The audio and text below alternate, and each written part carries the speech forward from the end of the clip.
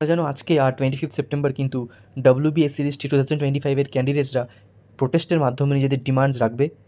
তাদের প্রথম ডিমান্ড হচ্ছে যে এই যে 2016 থেকে 2025 এক্সামটি হয়েছে, এখনও কেন প্লাস 26,000 অলরেডি ক্যান্ডিডেটসদের জব চলে গেছে, তারপরেও কেন মোটে 35,000 ভ্যাকেন্সিজ তারা পাবে? কেন এই ভ্যাকেন্সিসটা 10 বছরেও 1 লক্ষ পৌঁছালো না? আমরা কিন্তু জানি এই ভ্যাকেন্সির মধ্যে অ্যান্টিসিপেটরি ভ্যাকেন্সিজ মানে যাদের ধরুন ট্রান্সফার হয়ে গেছে বা যাদের ডেথ হয়ে গেছে বা যারা কিছু কারণে তাদের জব ছেড়ে দিয়েছে বা তাদের প্রমোশন হয়েছে, তারা অন্য স্টেটে চলে গেছে, এরকম অনেক কিন্তু ক্যান্ডিডেটস থেকে থাকে। সেই ভ্যাকেন্সিজ সম্বন্ধেও কিন্তু আমরা কিছু জানি না। তো ক্যান্ডিডেটসদের ডিমান্ড যে 10 বছরেও, যেখানে এক্সামটি হয়নি, লাস্ট হয়েছিল 2016-তে, তারপর হচ্ছে 2025-এ, এই 10 বছরেও কী করে মোটে 35,000 ভ্যাকেন্সি থাকতে পারে?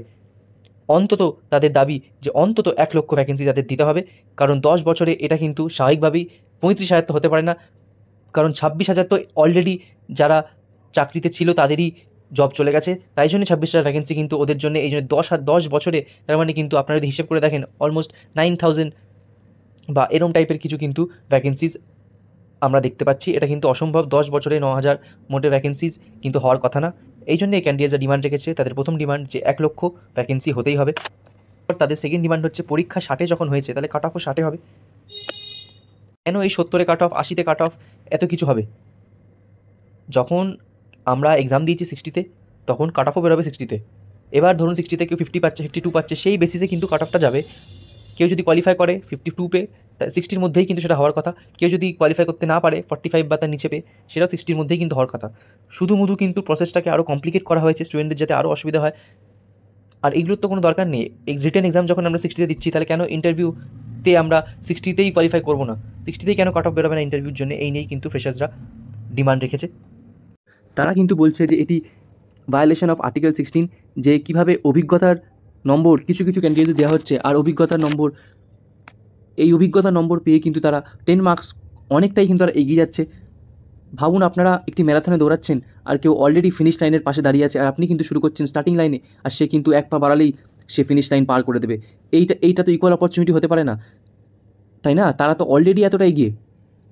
যারা এখন অ্যান্সার কী নিয়ে ব্যস্ত, তারা কিন্তু একটা জিনিস মাথায় রাখবেন যে আপনারা যদি 60-তে 60 পান বা 70-তে 70 পান বা যাই পেয়ে থাকুন, ইন্টারভিউতে যদি আপনারা কিছু করে চান্স পেয়েও যান, আপনারা কিন্তু ফাইনাল মেরিটে কিন্তু চান্স পাবেন না, কারণ এরা অলরেডি 10 মার্কস কিন্তু ইন সার্ভিসদের দিয়ে রেখেছে। আর ইন সার্ভিস কিন্তু, যেটা জানা যাচ্ছে, ইন সার্ভিস কিন্তু ভাববেন না যে 26,000 বা 30,000 আছে। ইন সার্ভিসের মধ্যে কিন্তু KVS প্লাস NVS সব টিচার্সগুলোও কিন্তু ইনক্লুডেড আছে। এই সব টিচার্স মিলে কিন্তু মোর দেন 50,000 এক্সপিরিয়েন্স ক্যান্ডিডেটস আছে। তাহলে 50,000 প্লাস যখন এক্সপিরিয়েন্স ক্যান্ডিডেটস আছে আর ভ্যাকেন্সি আছে 35,000, তাহলে ফ্রেশার্সরা কোথায় যাবে? কোথায় সুযোগ তাদের? এটাই কিন্তু তারা ডিমান্ড করেছে যে এটা কিন্তু ভায়োলেশন অফ আর্টিকেল 16, যেটার মানে কিন্তু আমরা জানি যে equal opportunity for every citizen, সবার কিন্তু সমান অধিকার আছে একটি গভর্নমেন্ট এমপ্লয়ি হওয়ার। তো এইখানে কিন্তু তারা বলছে যে it is a violation of article 16, যে কীভাবে কেউ কিছু ক্যান্ডিডেটস অলরেডি 10 মার্কস অ্যাডভান্টেজ নিয়ে বসে আছে, যেখানে ফ্রেশার্সরা 60-তে 60 পেলেও কিন্তু ফাইনাল মেরিটে তারা পিছিয়ে পড়বে। এটি নিয়ে কিন্তু তারা আপনারা এই ভিডিওটি যতটা পারবেন শেয়ার করুন, কমেন্ট করুন, যাতে এটি আরও ফ্রেশার্সদের কাছে, ক্যান্ডিডেটসদের কাছে পৌঁছাতে পারে, এবং আপনারাও কিন্তু এই প্রোটেস্টে যোগদান করুন, কারণ আপনাদের ভয়েস কিন্তু সবথেকে ইম্পর্টেন্ট।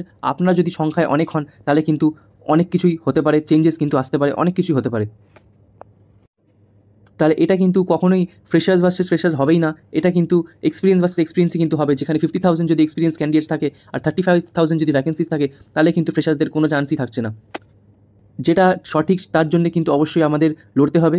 লড়ার জন্য আপনারা কিন্তু সবাই একসাথে হন। ভায়োলেশন অফ আর্টিকেল 16 যেটা ডিমান্ড করা হচ্ছে, এটি কিন্তু যাতে ফ্রেশার্সদের সুযোগ বাড়লেও বাড়তে পারে। তাদের দাবি কিন্তু খুবই স্পষ্ট যে এই 10 নম্বর যে টিচিং এক্সপিরিয়েন্স আছে, এটা কিন্তু বাতিল করা হোক। যা হবে প্রেজেন্ট মেরিট বেসড হবে, প্রেজেন্ট এক্সামিনেশন বেসড হবে, প্রেজেন্ট ইন্টারভিউ বেসড হবে। আগে কি হয়েছে সেটা তো ফ্রেশার্সদের দোষ না। আগে যে আমি বুঝতে পারছি যে এতজনের যে জব গেছে বা যাই হয়েছে, কিন্তু এটাই তো ফ্রেশার্সদের কিছু করণীয় না। এরপরে কিন্তু কবে SLST হবে আমরা কিন্তু কেউ জানি না। 2016-তে লাস্ট হয়েছিল, এখন 25-এ হচ্ছে, এরপরে কি 35-এ হবে নাকি? তো এই সুযোগটা কিন্তু যাতে আপনাদের হাতছাড়া না হয়ে যায়, আপনারা কিন্তু আপনাদের যেটি রাইটস, তার জন্য কিন্তু লড়তে হবে, তার জন্য কিন্তু কথা বলতে হবে। শুধুমাত্র অ্যান্সার কি মিলিয়ে কিন্তু শুয়ে পড়লে হবে না, কারণ যেখানে 10 মার্কস লিড কিন্তু অলরেডি 50,000 ক্যান্ডিডেটস রয়েছে, সেখানে কিন্তু আপনাদের সুযোগ অনেকটাই কমে যাবে যদি আপনারা ডিমান্ড না রাখেন ভ্যাকেন্সিজ বাড়ানোর।